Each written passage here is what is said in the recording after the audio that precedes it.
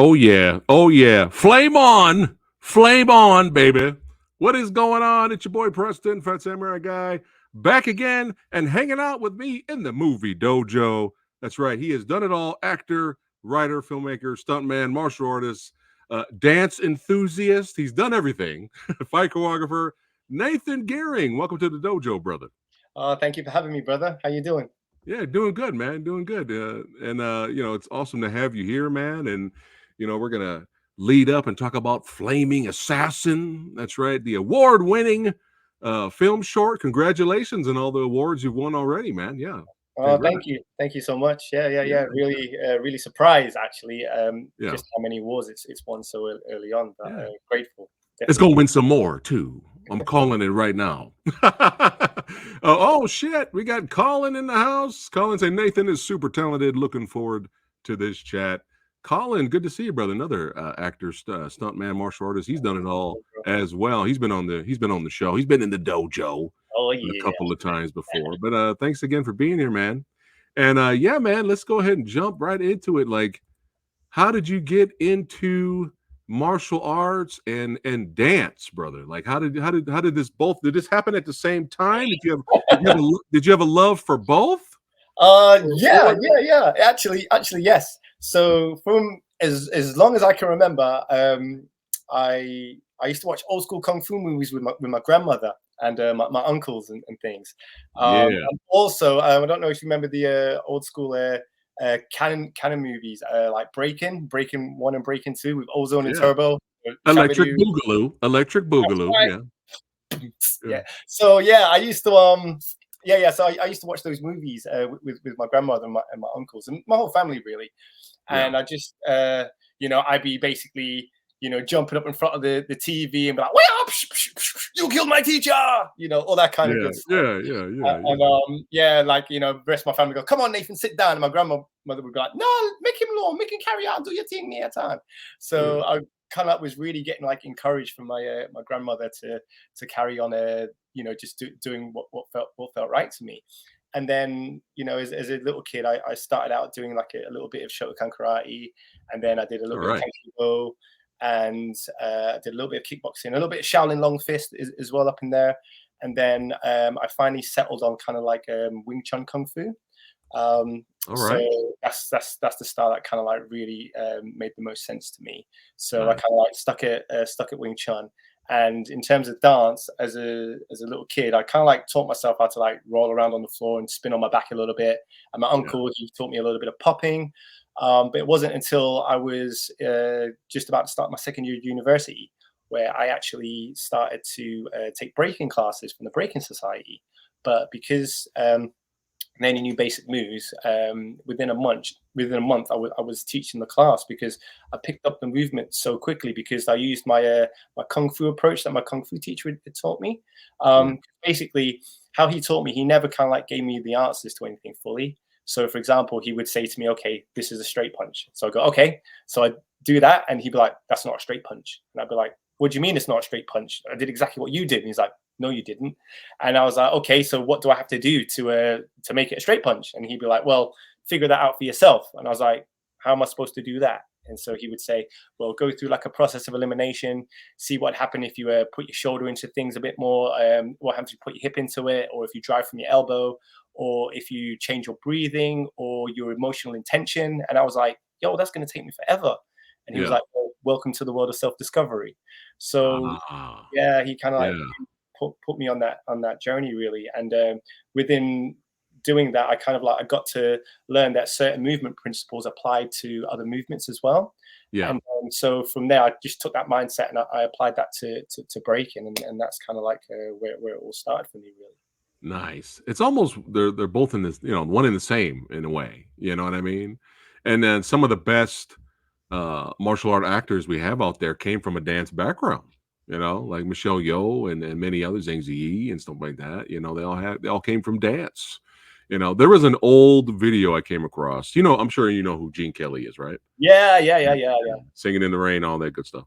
Hmm. There's an old black and white video I came across where he was showing how dance it takes just as much athleticity. I can say the word athletic talent. It takes just as much to do dance than it is to play baseball, to play football, to do sports. And he was basically making a point. Especially you got the pitcher going back, winding up, throwing the ball, and he would make this dance motion. He would make the same dance motion, and he was demonstrating in the video. And it's true. It's a lot of these dancers out there. The athleticism. Hey, I got it. We're close Yeah. enough. Yeah. It still takes a lot of hard work and training, and it's still something to be appreciated and admired. And what I see you do with the fire, man, I came across some of your fire videos. I was like, oh my god, this dude. I don't think I've seen anybody use fire and manipulate it like that. Yeah. So just going back to what you were saying about the dance movement. So breaking is now actually an Olympic sport, obviously. So it's going to be in the Olympics this year. So Wow. it really has is showing the athleticism of the movement. And also when you look at hip hop culture, that has a deep connection with kung fu, like kung fu cinema, especially, and things like Yeah. that. 'Cause a lot of the breakers, they actually got their inspiration from watching old school kung fu movies. And so a lot of the movements that you see that the kung fu masters do on the floor in the films, the breakers kind of like put their own spin on it and made them into breaking moves and things. So yeah, the two go hand in hand really. Yeah. And a lot of that is because Hong Kong cinema was the cinema of the underdog. And it's about an oppressed person kind of like down on his luck and not being able to catch a break, and then he or she would have to do a lot of hard work and training. So you'd have a massive training montage and things, and with nothing but their bare hands, they would overcome their oppressors. And that obviously related to a lot of people, in the ghettos at the time, and they were the ones that kind of like took on that energy and ethos and put that into the breaking, because they could really identify with that. So there's a lot of synergy where hip hop and kung fu go hand in hand, and obviously you got the Wu-Tang Clan and cats like that as well. Yeah, that's You know right. what I mean? Starting the ruckus. That's right. Wu-Tang that's Clan. that's Yeah. right. But in terms of the fire, so basically, I think what happened was, so my partner, she actually taught me fire eating at first. Shout out to my lady Holly. She was basically there saying, I do fire eating. I was like, oh, that's cool. She's like, do you want to learn? I was like, I can learn that. She was like, yeah, of course. Cause I just thought it was like those kind of like closed door schools where you had to be in a certain kind of crowd to be able to do that kind of thing. Yeah. She taught me the basics of fire eating, and she always calls me a maverick, because I was one of those guys that as soon as I had the fire in my hands, I wanted to get upside down with it. So as soon as I had a prop, I just wanted to combine it with breaking. And so for me, it very much so was combining the two. I feel, was a channel for me to really express my authentic self. And then when I combine it with the martial arts, that's me like expressing myself totally honestly in the best way I possibly could. And I think in terms of, you don't see many people combining breaking and fire, Right. because both disciplines, they take quite a while to learn and things. And so, and there's some techniques that some people would obviously deem as very risky and stuff. And so I think it's just a case of you're either very adept in one or very adept in the other, but there's not many that can kind of like do both. And I was very fortunate enough to be able to figure out how to go upside down and spin on my head whilst eating fire and all that kind of stuff. Do you have since you're combining these two awesome elements, do you have a name for this style of performance? Yeah. So when I combine fire and breaking, Yeah. It's called fire breaking, basically. Okay. Yeah, Simple. yeah. There you Exactly. go. Yeah, There you that does go. what it says on the tin.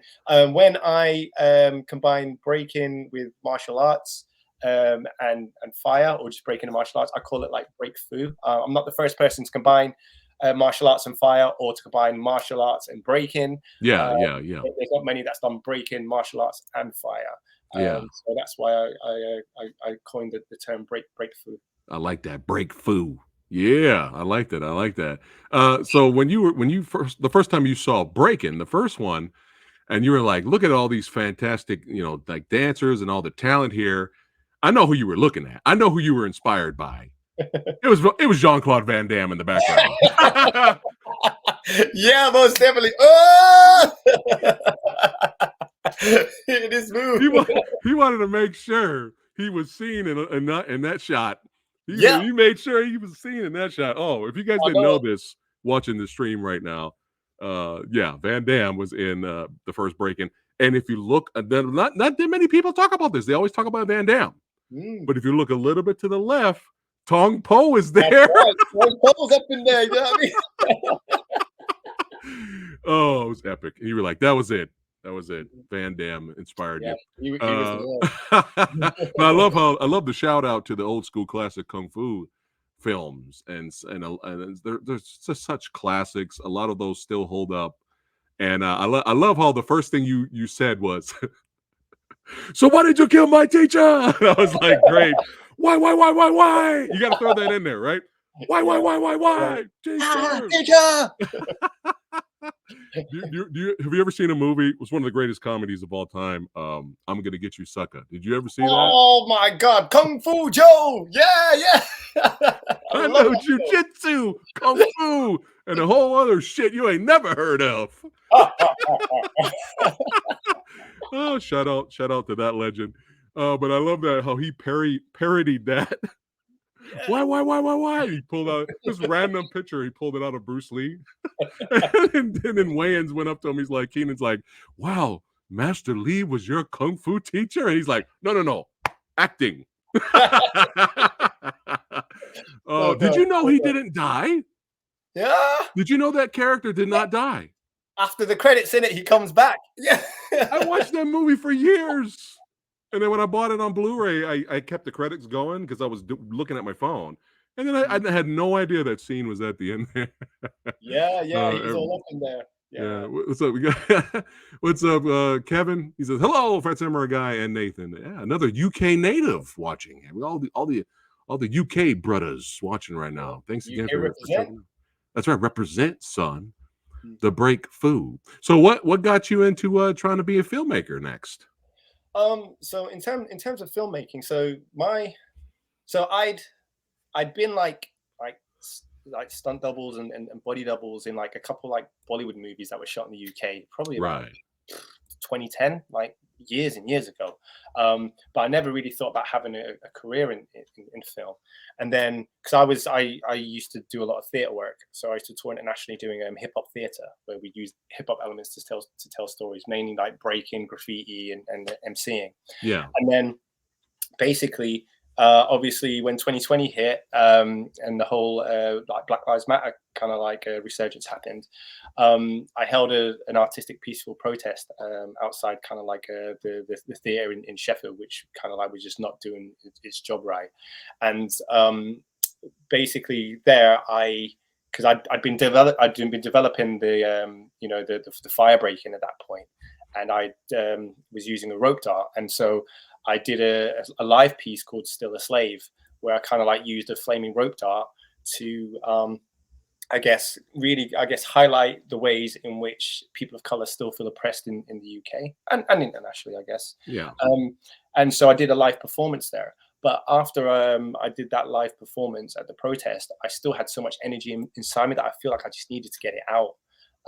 And so from there, I went and I said, right, I'm going to make a short film. So yeah, it was just me, one camera guy, and my partner, who was my production assistant at the time. Yeah. Basically, yeah, we went up to Morecambe, which is one of Britain's oldest slave ports, and we shot we shot Still a Slave. But what was really funny about doing that is when we were on the beach, we was like quite far out because the tide was quite far out. Yeah. And you just heard these people in the background just going, "What are you doing? Are you stupid? Get back here! The tide's coming in!" And we're like, "What are you talking about? We Oh can't. no. The tide's far out. What are you talking about?" She's like, "Get out!" And she was shouting for like about 5 or 10 minutes. We didn't realize that what happened was the tide had crept in around the back of us. And then so when we turned around, it was just like pure water everywhere. And apparently it killed quite a few people. And we didn't know about this. Yeah, we kind of like were wading through the water, and I was just like, right, okay, I guess I'm wet now, so I'm gonna have to do the next part of this film in the water. So Yeah. that's where Wow. that came about. So that's how the film came about, and then Well, congrats on all. I mean, look at all these awards and mentions. I mean, congrats, man. Yeah, congratulations. Is that when you kind of got the bug, like, hey, I can do more of these? Well, so what was funny is because I was still heavily into theatre, it was like, wow, yeah, this is great that I've made a multi-award winning short film, but I was still focused on theatre, so I kind of like went back to doing a lot of theatre work as well. I think, I could visit movies at some point, but yeah, that was cool because it was very like an experimental kind of film, Right. its Right. nature. Yeah. And then like I basically when I seriously got into films, it was only like last April, so not even a year yet. And basically, what happened was I just asked my inner 8-year-old child. I just said, like, "What is it that you want to do?" And of course, my little inner 8-year-old child said, "I want to be Jackie Chan." So I was like, "Okay, I want to like kind of like do like fight choreography." So I decided that I was going to like pursue a career in fight choreography particularly, and then that's kind of like where my journey started. And then every day since then, I've literally just been shooting and training and honing my craft and just studying as much as I can, really. Amazing. You know, you're amongst a plethora of special guests and filmmakers and martial artists and stuntmen that I've had on the channel, and a lot of them say nothing but great things about Jackie Chan. It's always, Jackie Chan's inspired them. Of course, you get a lot of Bruce Lee as well, but it's always Jackie Chan. Like recently, I had Jude Poyer, action director from Mayhem and Gangs of London on here, and he was just gushing about Jackie Chan. And speaking of Jackie Chan, what is this all about? Yeah. I guess my inner 8-year-old child is jumping for joy right now. Because I have been fortunate enough to, be selected to go out and train out with a Jackie Chan stunt team out in Beijing this coming June. Wow. So, and they're chilling next to Andy too. I was like, what? Yeah. Yeah, Andy's my boy, man. Like big respect, big love, and big shout out to Andy. He's such a great guy, yo. Yeah. Like Legend. I showed, so before Flaming Assassin was actually finished, like I'd just done the fight scenes first. Right. And when I came out to the States, Andy was one of the people that I showed the fight scene to, and he gave me some advice. So did Philip Sagan, who is based out in Vegas, and he also heads up the Jackie Chan stunt cap as well. Nice. Yeah. And basically what ended up happening was I sent a little clip of Flaming Assassin with the with the application, really. And I didn't think I was going to get in, never in a million years, right? Yeah. Before you know it, I got the acceptance letter. So now I'm just gearing up to go and train with the Jackie Chan stunt team. Nice. Well, congratulations, my friend. Congratulations. Oh, we got another badass here. Javon giving the claps. That's right. Martial artist stuntman. Good to see you. And Power Ranger. Good to see Javon there. Benedict says, we're proud of you, Nathan. Proud to know you. Look at that. How cool is that? Entertainment says, you're doing the UK proud, Nathan. Keep up kicking ass, taking names, and helping to put British action on the map. There you go. There you go. Thank you. Nice. Doing my best. Doing my best. Yeah, man. But yeah, that's awesome. Congrats for sure. But yeah, man, how did this short film come about? Drink and Smoke. Okay. So with Drink and Smoke, so like I said, I'd been doing fire eating. So I've only been doing fire for like, this is my 5th year. In October, I'll be like 5 years I've been doing fire. So whilst I was doing fire eating, like obviously, like when you inhale the vapor through the torch, it kind of looks like you're smoking, right? And the thing is, if you do fire eating a lot, you can get quite lightheaded, like you're like intoxicated and things. So I was always thinking of, again, I guess combining, I guess, the drunken style kung fu, because Drunken Master was my favorite movie of all time. So it's kind of I'm like, sure the first one. yeah, the first one. I'm sure Bruce Willow would love to hear you say that. he's Yeah, like, screw the second one. The first one's the best. I love the second one a lot too. yeah. Hey, I Um, love the second one too. yeah, And I love both. yeah, I yeah. love And both. Jackie does he actually does some breaking in the second one as well. So you know what I mean? I was There like, you go. There you you go. know, he's already paved the way. But yeah. So kind of like I was getting I wanted to kind of like tell a story, I guess, about the physical and emotional you know, pitfalls that people can encounter through drinking and smoking. I want to use the fire eating as kind of like a metaphor. So obviously, like I said, with the inhaling of the vapor and the fumes through the torch, but also with the whole dangers of drinking and smoking. So obviously, because I'm fire eating, that is a danger, and obviously it's going into my mouth and things. Right. So I really kind of like wanted to, you know, really kind of like focus on those elements. And again, and that was actually, so I had a second fire eating teacher after my partner who kind of like, he taught me like I guess the really advanced like vapor tech. His name's Tom Makinson. Big shout out to Tom. He runs Fire in Your Face. Yeah. And he you know, he was like, I've never seen anybody go upside down before whilst eating fire. I was like, okay, well, I guess I'll just have to figure it out for myself. So I did that. But when he came over, because he was based in Bulgaria, but when he came back to the UK, we did a session, and he basically he just did the camera work for me. So he's just me and him in an abandoned warehouse. He did the camera work, and while I was staggering around and stuff, he was like basically just tilting the camera ever so slightly to basically really get that intoxicated kind of like vibe and nice. Feel with that film. And again, like, surprise, I didn't, you know, I wasn't expecting that one to go and win awards, but that one, you know, is doing the thing as well right now. Yeah, look at that. How cool, man. Congrats on that as well. Oh, yeah. Thank you. The man is expressing himself. That's right. That's what it's all about, right? It's all about, yeah. But you've been involved in a lot of stunt work here and there and fight choreography. How was it working on this movie right here? You know, I love my horror movies. I love my horror movies now. My Bloody Valentine, not to be confused by the original 80s classic, but it's a totally different plot. But how was it being a part of that movie? Oh, it was dope. Yeah, it was so dope being a part of My Bloody Valentine. Yeah, such a fun film. So I was the stunt double for the serial killer. Oh, how cool! Yeah. So yeah, you know, jumping from balconies and all that kind of stuff. I gotta watch the movie now. That's yeah. It's fun. You know, they edited out a few of the stunts. Right. You know, you don't have control over the edit, do you?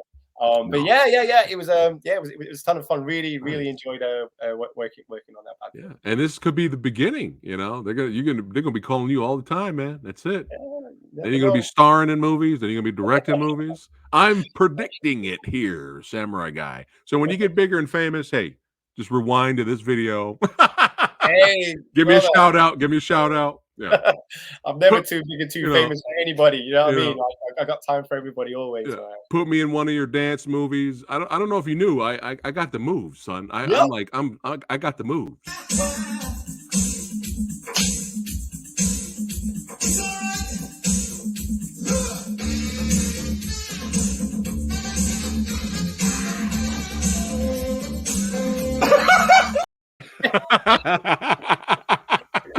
Yep, you're in the film. That's it. I told you I got the moves, man.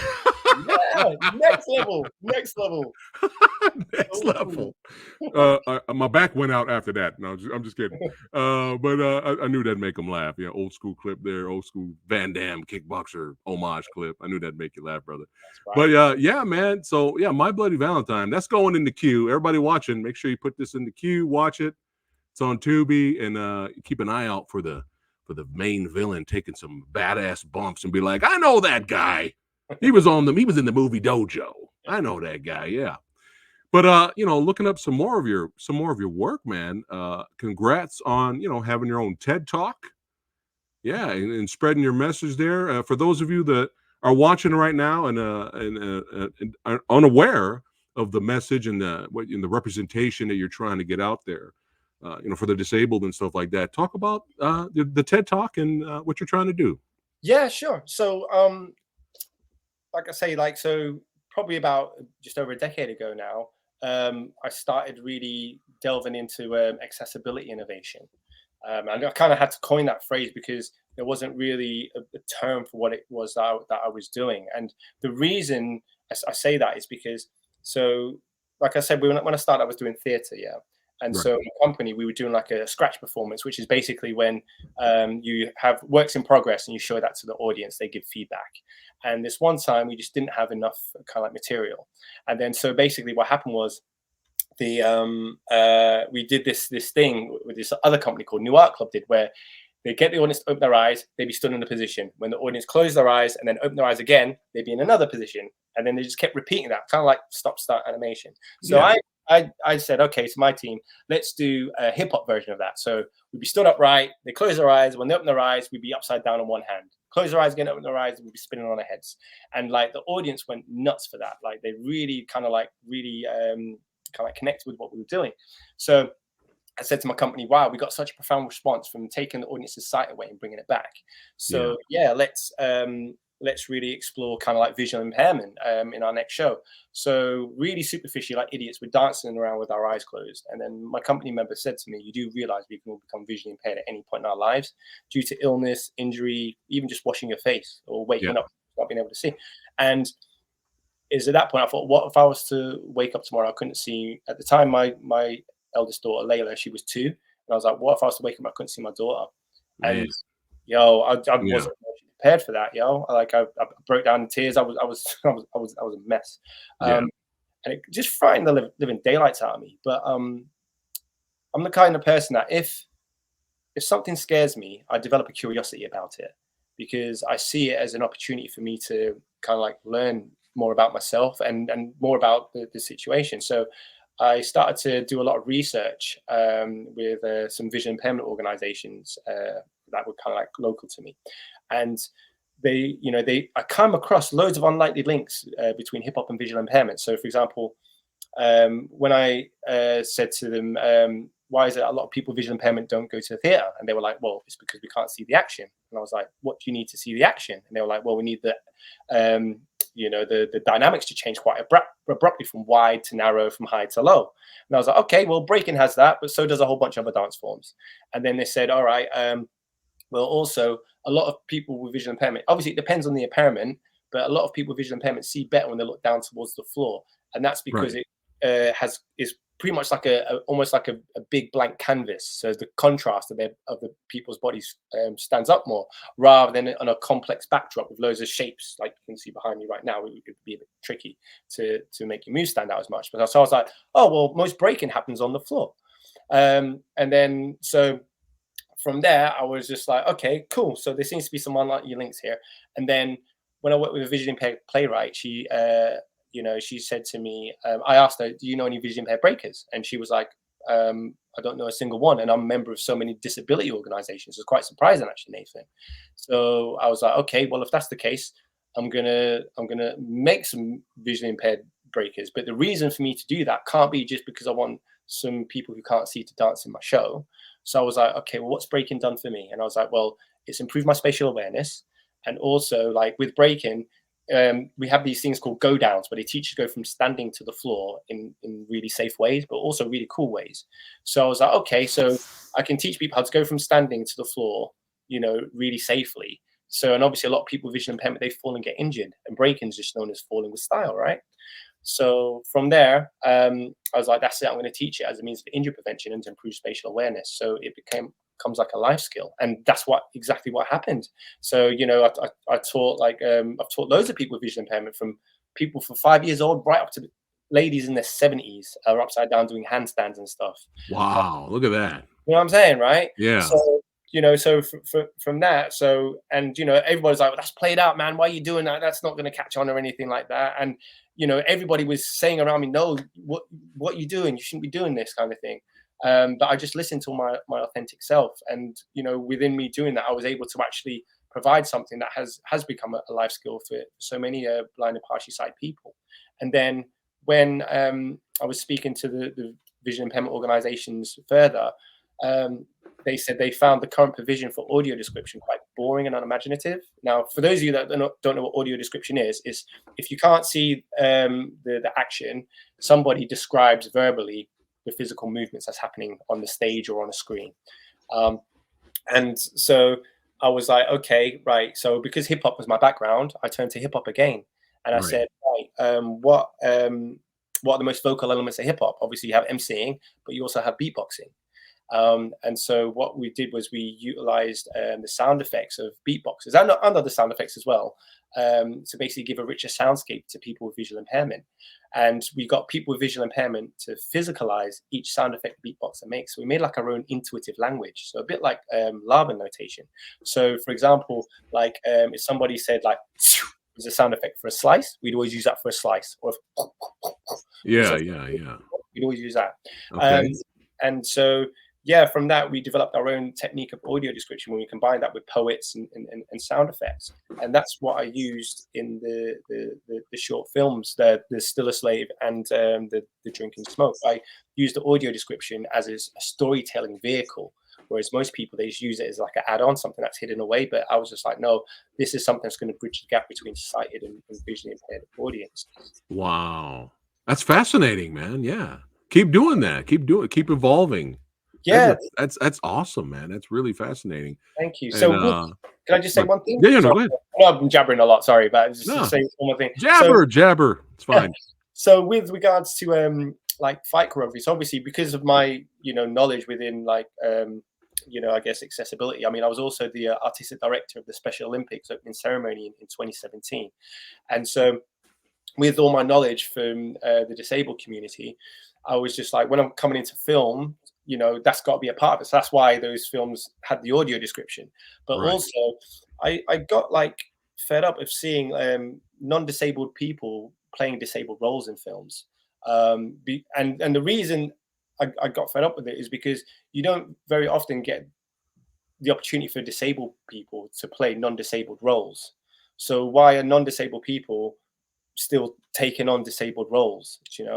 And and especially in the action genre, and I know people, for example, they're saying, oh well, we don't think that they can handle the choreography or they'll be able to do it. But I'll tell you this straight now: if I can teach blind people to spin on their heads, they can definitely handle fight choreography. And to go even further than that, if you look at say like Wing Chun, Chi Sao, sticking hands, people do that blindfolded all the time, right? Yeah. So if you work with like a blind person, you can also develop new aesthetics in fight choreography that haven't been explored before. Because one, not only can they play their role with truth, because obviously it's their lived experience, but two, you can explore new movements and new techniques that the film industry probably hasn't even experienced before and things. And so that's why I'm like a big advocate for really trying to ensure that disabled people get the opportunity to be in action roles and be action heroes and action villains. You know what I mean? Yeah, for sure. And I so what I did was I was like, okay, the only way this is going to really happen is if I start to make kind of like proofs of concepts, so people can see it for themselves. So I in like November time, when I just came back from the States, I did a fight scene as a proof of concept with a wheelchair user and a guy who has a hidden disability, and he was using the Chinese pole, the giant pole that climb up. And so because the difference in their dynamics and height was really kind of interesting to me to create a fight choreography. So I did that as a proof of concept, and already I've had some producers reach out to me to kind of like be accessibility consultants on their film projects. Good. So that's kind of like where I'm at with accessibility right now. Amazing. And let's have some fun here. And this fight made me smile, by the way. I couldn't stop smiling. But yeah, let's take a look at it right here.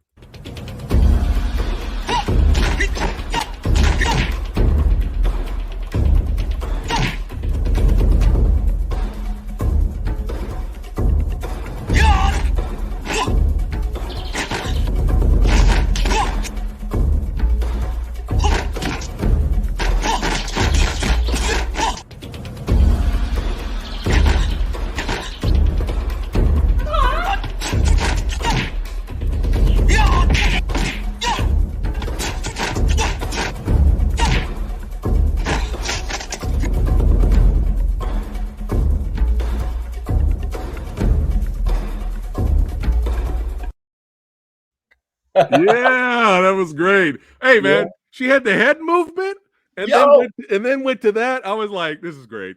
yeah, All it's right, dope. this is And great. we'd only had like 2 2 hour sessions. They'd never ever done fight choreography before that. Really? Yeah, That's so that's it. impressive. That's So do impressive. you know what I'm saying? Like, they Yeah. disabled people can not only do fight choreography, but they can do it well. So imagine what happened if they had more time. Do you know what I mean? Yeah, yeah, for sure. But yeah, that made me smile the whole time. Just the kung fu aesthetic, little of that spice on it, little kung fu old school spice with the old school sound effects. You know what I'm saying? Yeah, she was Right. having a blast, and I was having a blast watching her. Oh, I love that she took the hits too, though. I That's like that. Like she took some shots, doing yeah, that little doing that little Bruce at the yeah. end. That was great, man. That was Laura's great. dangerous, and Yeah. so is Double D. Shout out to Yeah. both of them performers. They're dope. Yeah, They're both dope. big shout out to both of them. That was a there we go. Enabled. There you go. I like that. Enabled. Yeah. Yeah, that was I had to show that clip. Yeah, that was fun. That made me smile there, man. And I got to embarrass you now. Oh, okay, here we go. Oh, I what always is out? I always have to throw something in there. But no, you'll like this. You already know what this is in a way. But speaking of old school kung fu, man, I was busting me up watching those clips with you doing the fight choreography with your daughter. Oh my god. I was dying, man. So let's take a look at some of this, guys. This is hilarious.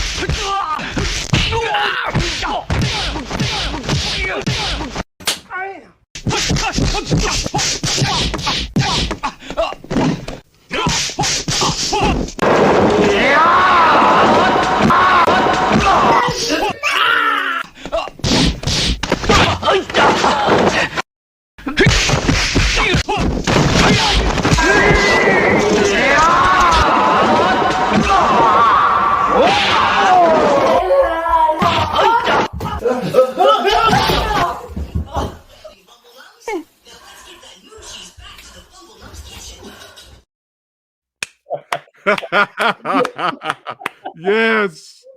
Yes. Wow. Oh man, all the old school sound effects. Oh, that's so good, man. It's so good. What's your Yeah. daughter's name?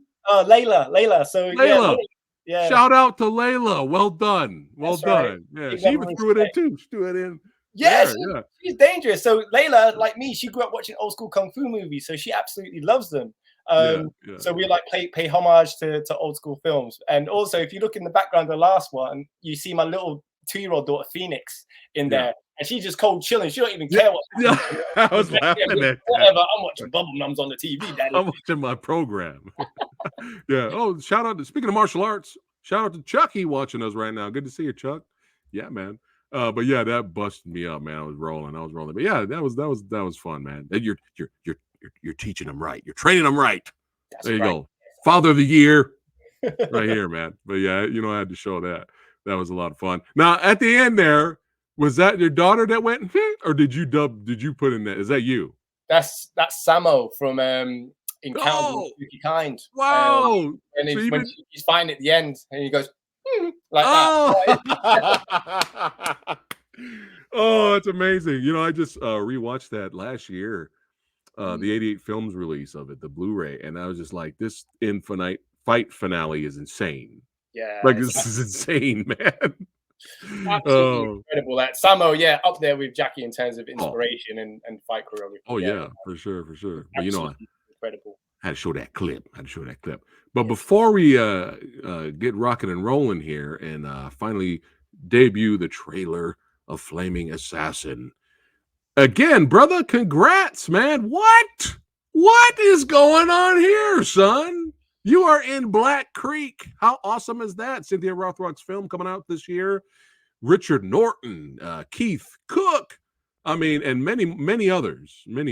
How cool! Were you like a kid in a candy store on Oh my set? gosh. Yeah. So like if we wind back, remember how I said it was like last April was kind of like when I first started doing like fight choreo and things. Yeah, So basically, I think it was in May time. I got word that Cynthia Rothrock was coming to my city to do a kind of like a little bit of a martial arts seminar yeah, before she goes to do the UK martial arts show. The UK Masters, a big martial arts expo here in the UK, and I'd just been teaching some visually impaired kids, so I was late to the seminar, so I only got a chance to chat to her briefly before everybody had to pack up and go. And then I went to my car and I was like, Nathan, what are you doing? You absolutely love Hong Kong cinema, and the queen of Hong Kong action is right there. Get your ass back up there and see if she'll give you a private lesson. So I just shot my shot. I just went and I went up to her and I asked her if she had time for a private lesson. She said, "Oh, you know, she's on a really tight schedule, but if she can make it happen, she will." And true to her word, she did. So the first person I got fight choreography lessons off was Cynthia, and she said quite early, she was like, "You're good." She was like, if you ever get the chance to come over to the States, I'll put you in the film. And that was it for me. Like I owe Cynthia so much. You know what I mean? I mean, she literally made me she feel empowered. Like, okay, this is something I actually can do. yeah, So I'll always have a lot of love and respect for that woman. So thank you so much, Cynthia. And so yeah, that was it. So I was just training my butt off, and then I actually got some mentorship from a guy called Kevin Lee, who's a UK based guy, but he actually does a lot of movies out in China now. He was discovered by Wu Jing.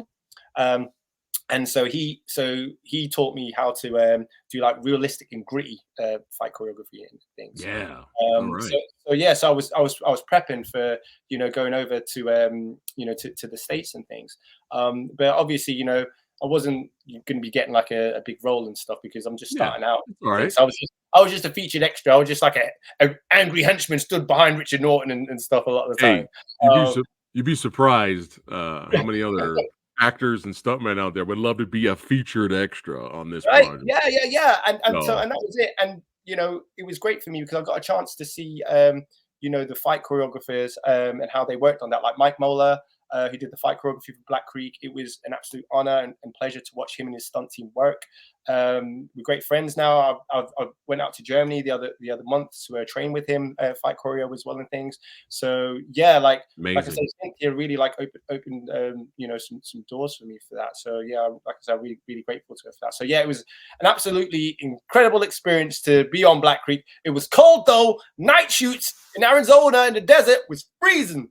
Ooh, Uh, yeah, as cold as anything. But yeah, it was an experience, an absolutely incredible experience. yeah, yeah. He suffered for his craft. That's right, for the art, for his art. Yes, But sir. that's awesome, man. I can't wait to see you, even if hopefully in action. If not, just standing there and be like, I know that guy. I know that guy. He was in the dojo. That's right. But yeah, man. But now we have arrived, baby. Oh yeah, Flaming Assassin. And this is not the most recent poster. I think you've won more awards since Yeah, this poster. I think you've got a couple of more here. yeah. How did this project come about, man? Okay, so obviously, like I said, when I started fight choreography and things, I started doing it. Yeah, I just wanted to just combine everything that made me, everything that I was passionate about. So that was fire, martial arts, and breaking. To my core, I'm kung fu through and through. But these other elements are a massive part of me, yeah, who is Nathan motherfucking Geering. I mean, this is me. And right. so basically, like I always had an idea of like there must be a way to combine fire with breaking and martial arts. And so I started off with combining breaking and martial arts, and then I was like, I need to just get this out of my head and into a space. So as a proof of concept, so in I think it was late September, early October, so just before I went to the States, I did a proof of concept with some guys, um, and the proof of concept was so good.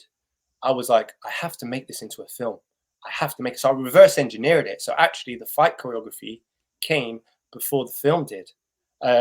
So yeah, we made the fight choreography, and then after that, um, I went to the States, and when I came back, we shot the scenes. But I needed to find a way of how to I guess, make the fight choreography make sense within the context of the film. So that's why Yeah. the story is how it is. But yeah, like I said, I've been really fortunate enough to already have won like so many awards. Like I think our count at the moment, we're on like 18 awards, Oh my and God. we've been on the film festival circuit That's for all? right? Yeah, we've been on the film festival circuit for only like six weeks. It's our 6th week. Wow. Um, and like it's won awards from like best international short film to best European short film to best martial arts, best thriller, best action. So it's won like quite a few awards, and I was really kind of like I said, I was really humbled and really grateful because I saw Bobby Samuels. Yeah. Like, huge fan of Bobby. Like Bobby's king, man. That's my brother right there. Yeah, Yeah. he's Yeah. absolutely incredible guy. And like, I saw that he was literally just trailblazing this path, and he was cleaning up at all these festivals. And I was like, wow. I was like, even if I could have like half the success he'd have, you know what I mean? He was a huge inspiration for me, really, when I was on the film festival circuit, and when I was starting out, and like, we've been just basically just giving each other like a lot of respect, and like just just like connecting with each other and things, and hopefully we'll be able to collaborate on something in the near future at some point. I think we can make something truly special if we put our minds together. Oh yeah. Bobby will put you to work. He'll feature you in something. Make it happen, Bobby. Make it happen, brother. Yeah, man. But yeah, again, congrats, and let's go ahead and show the trailer right here. Let's do it. That's just a myth. A myth? Well, you not heard what happened to them Ting brothers? They're just scary stories. Tommy, I got these from a reliable source. Who's your sauce? Pulls out his sword, and it's on fire. Our Mr. Man's been running around town chopping up everyone. I heard it's slightly different.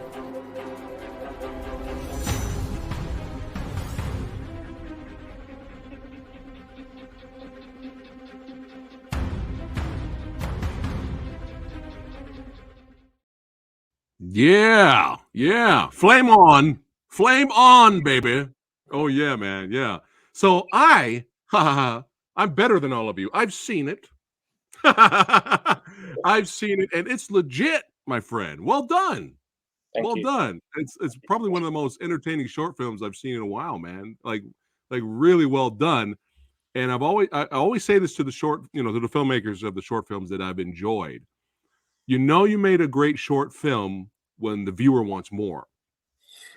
And when it ended, I was like, thank, but look at that, so that's how you did a great job, man. So congratulations, brother. Yeah, man. Oh, thank you so much. And like, you never know. We may, me and the team, we've been talking about potentially turning it into a feature at some point. Yes, please do. Yeah. So you never know, that could be on the cards. And also I just want to say that in that film, it's all real fire. There's no CGI or nothing. Everything that's done in that film is real fire stunts, real fire skills. Yeah. Oh, I'm sure. Yeah, because you're the real deal, brother.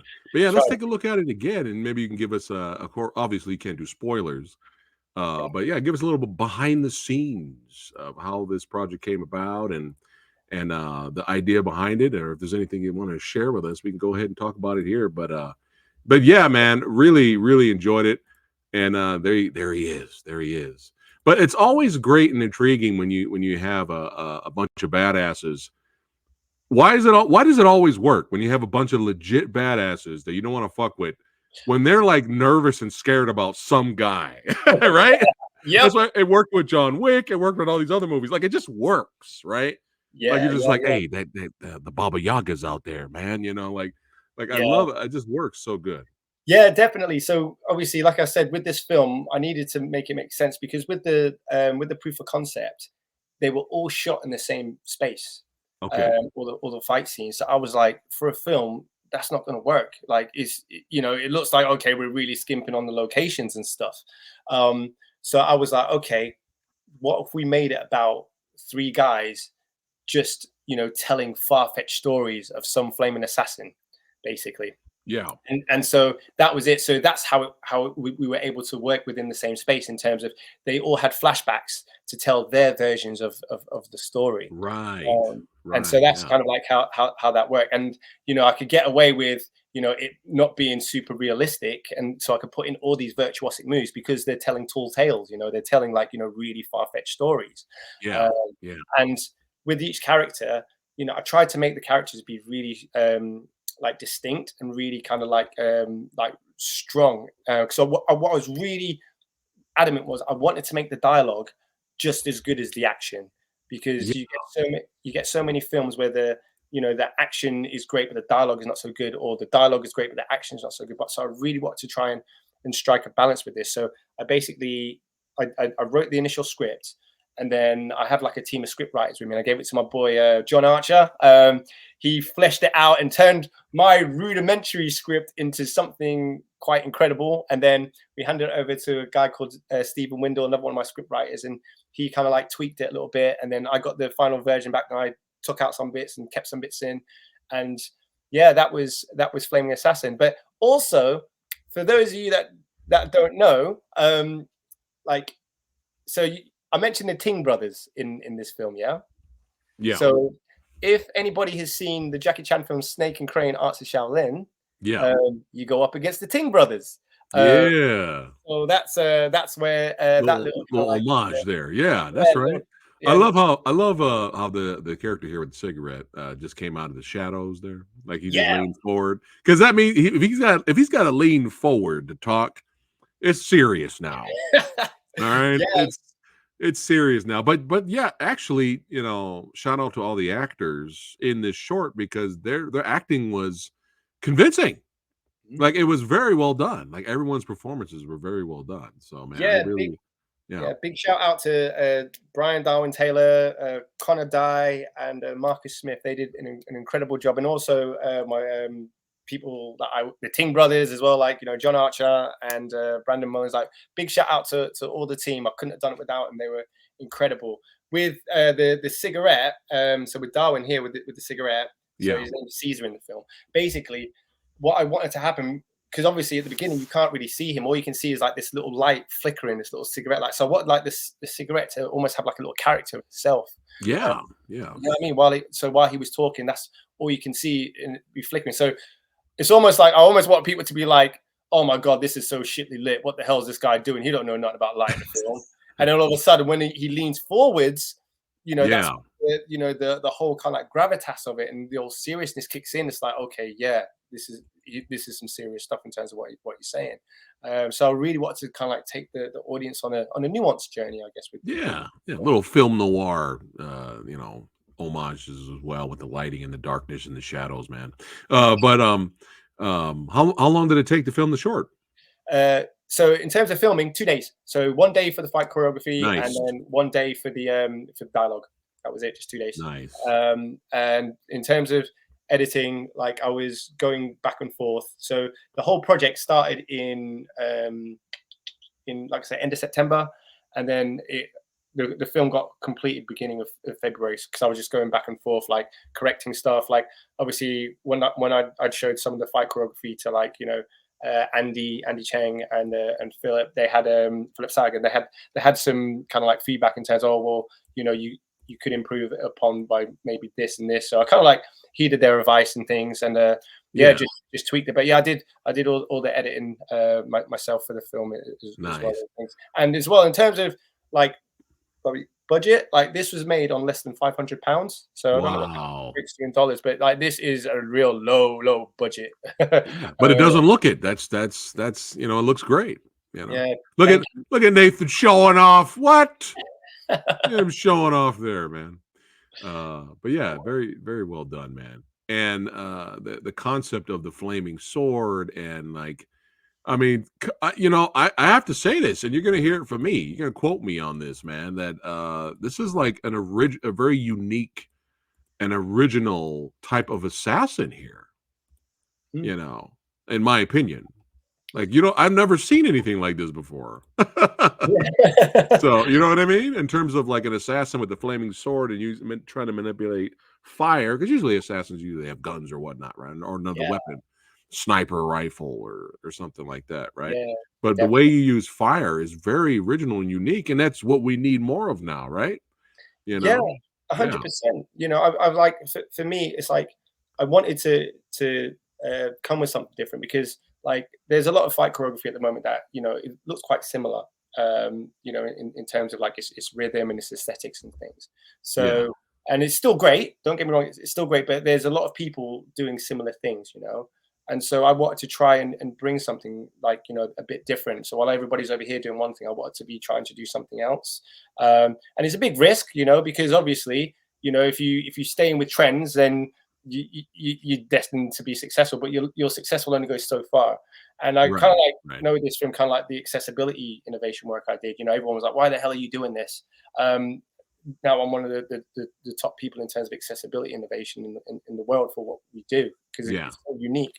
And so because I have a thing where it's like, I don't mind not being in fashion, and I'll just carry on doing my thing. So when I come in fashion, I know I'll be one of the people that's at the top of the tree at the forefront for it. And that's right. So that's kind of like my whole ethos and things like that. So that's why if people don't get what I'm doing or think what I'm doing is stupid or played out, I'm like, that's okay. We're just not on the same page yet. You'll see my vision in time, and that's it. So that's kind of like where I'm at. And like I say, there has been kung fu and fire done before. There has been breaking and martial arts done before. But you don't see that often those three elements, especially in the way that I use them. Yeah, so I'm saying it's very unique and original, and with whatever they're telling you before, when you were doing your thing earlier and they didn't understand it. That sounds familiar with so many people that have done groundbreaking things or done things original or different. I'm sure they got the same feedback. What are you doing? I don't understand this. What is this? Da, da, da, da. I'm sure, look at Queen's Bohemian Rhapsody.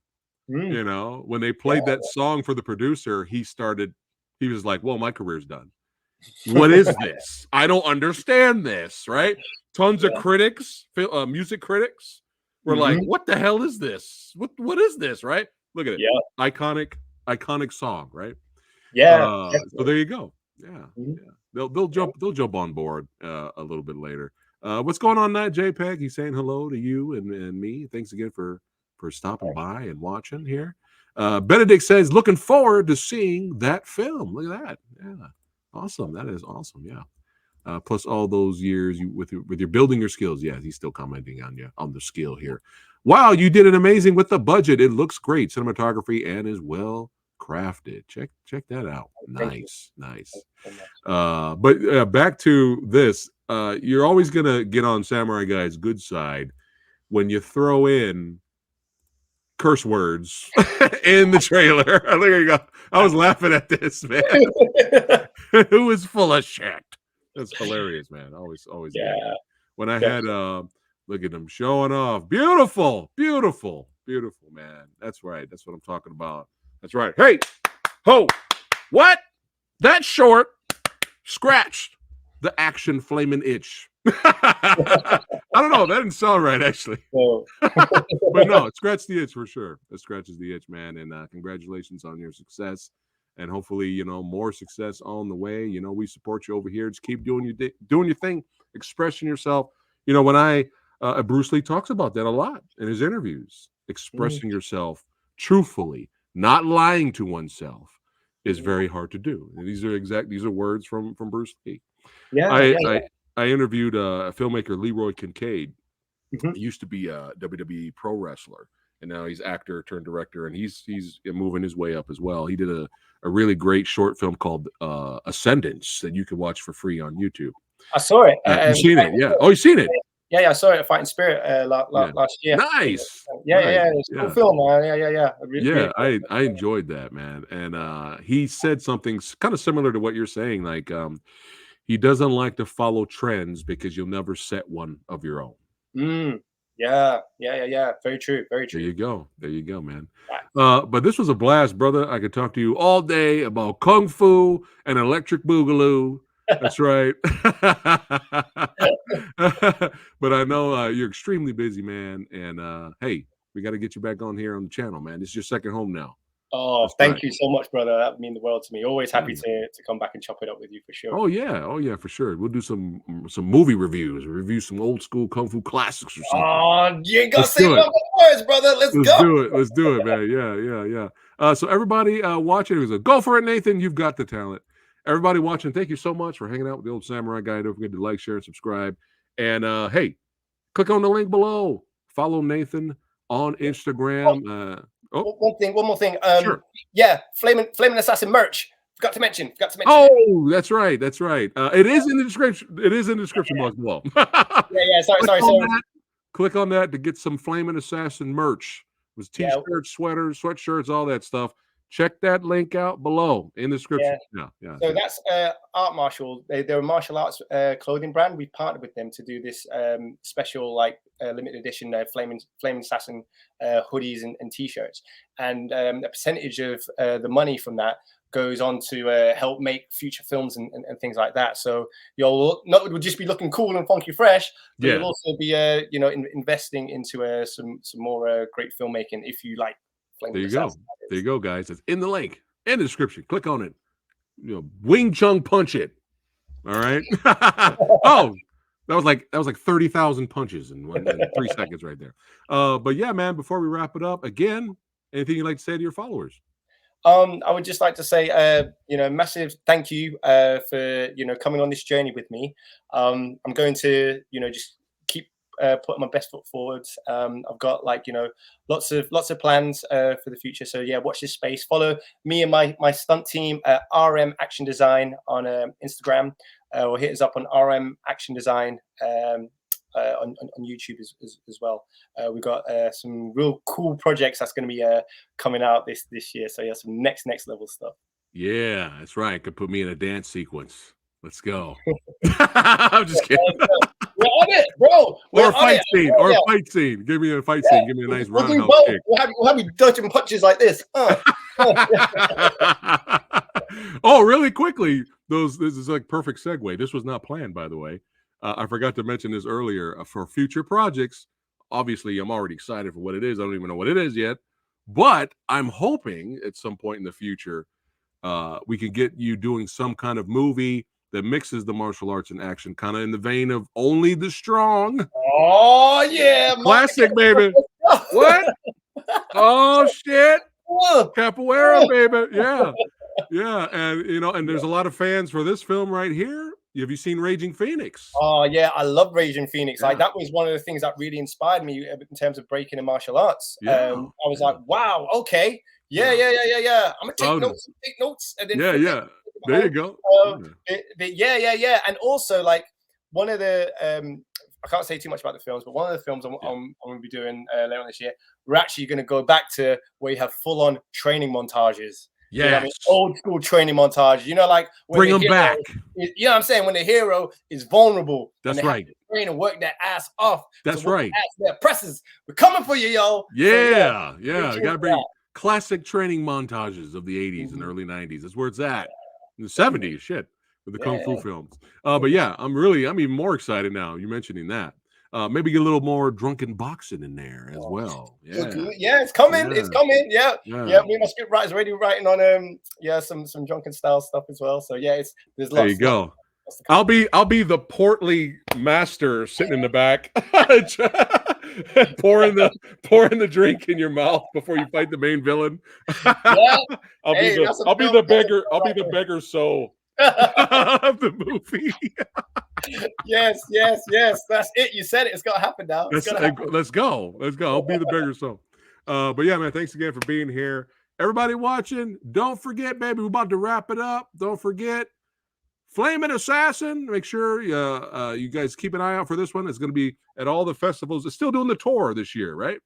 Yeah. So it's like I said, it's only been doing 6 weeks. I put it in for film festivals for like the next year because I figured if it it's law of averages. It's got to win one award, right? Yeah. I didn't know it happened like this. So yeah, it's going to be about. You'll see it. It'll be about. There you go. There you go. So keep an eye out for that, guys. Flaming Assassin.